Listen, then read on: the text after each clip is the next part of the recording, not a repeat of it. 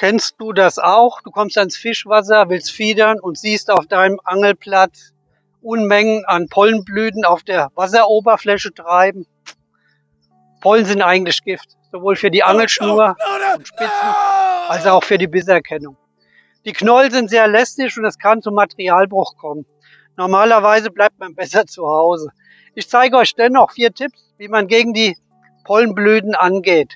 Und zum Schluss gibt man wieder einen Bonustipp. Mehr dazu nach dem Trailer. Hallo und herzlich willkommen bei MS Friedfischen TV und für alle Neugesichter. Mein Name ist Michael Schlögl und meine Passion ist seit über 50 Jahren modernes Friedfischangeln pur. Wer gerne mehr solche Videos sehen möchte, der kann gerne meinen Kanal gratis abonnieren und ist immer up to date. Die Pappel ist häufig in der Nähe von Gewässern anzutreffen.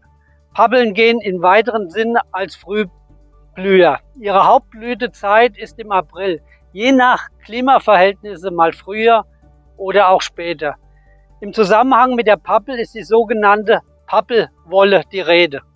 Damit sind die watteähnlichen Bäuche gemeint, die im Frühjahr bis hin zum Sommer umherfliegen. Diese Samenfäden der Pappelfrüchte schwimmen dann tagelang auf der Wasseroberfläche, bis sie irgendwann mal untergehen. Und dieser Schnee sammelt sich wie ein Magnet gerne an der Angelschnur. Und das kann sehr, sehr viel Nerven kosten, glaubt mir. Der Angler hofft zwar in dem Moment auf Regen und Wind, dass diese unter Wasser gezogen werden. Aber was ist, wenn man auf einmal die Masse wie hier vor sich hat? Hier Tipp Nummer 1.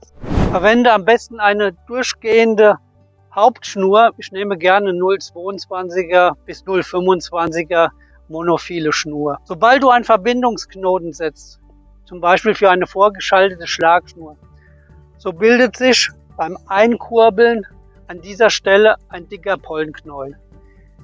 Die Schnur blockiert oben am Spitzenring und du kannst nicht mehr weiter kurbeln.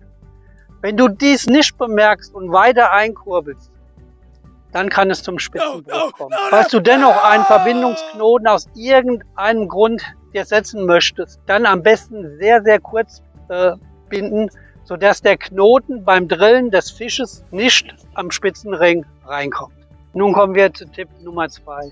Wähle aus deinem Spitzensortiment den größten Ringdurchmesser deiner Spitze aus. So kannst du die kleinen Wattebäuche mit Vorsicht durch die Ringe ziehen bis hin zur Rolle und vor der Rolle musst du diese zupfen. Da kann durchaus sehr viel Zeit drauf gehen. Vielleicht wisst ihr einen Rat, wie man schneller diese von der Schnur zupft. Ich weiß es nicht. Und schon sind wir bei Tipp Nummer 3 angelangt. Die Schnur muss beim Auftreffen des Futterkorbs, wenn der Korb in den Schnurclip schießt, sofort unter Wasser gezogen werden. Auch bevorzuge ich lieber einen schwereren Korb. Dieser hilft ungemein, dass die Schnur noch schneller sinkt. Flache Würfe ohne große Schnurbogen sind noch effizienter.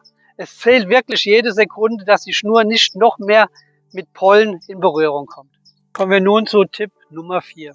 Im Zweifelsfall verwende lieber eine monophile Schnur, sofern du die Bisse noch erkennen kannst. Diese bekommst du auf jeden Fall viel, viel schneller unter Wasser gezogen als jede geflochtene, auch wenn diese Sinkeigenschaften vorweist.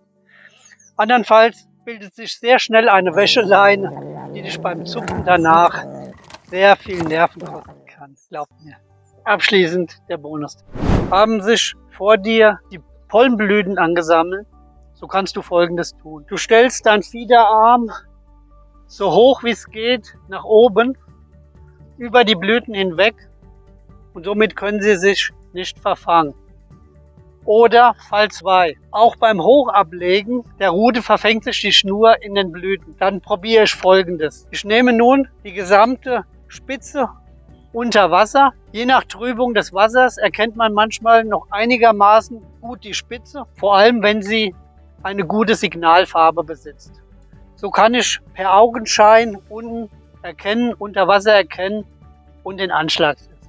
Erkenne ich die Spitze unter Wasser nicht mehr, so halte ich den Finger drauf und spüre am Finger, wenn der Fisch den Köder nimmt. Ich habe in meiner Angelzeit so viele Pollentage erlebt, glaubt mir.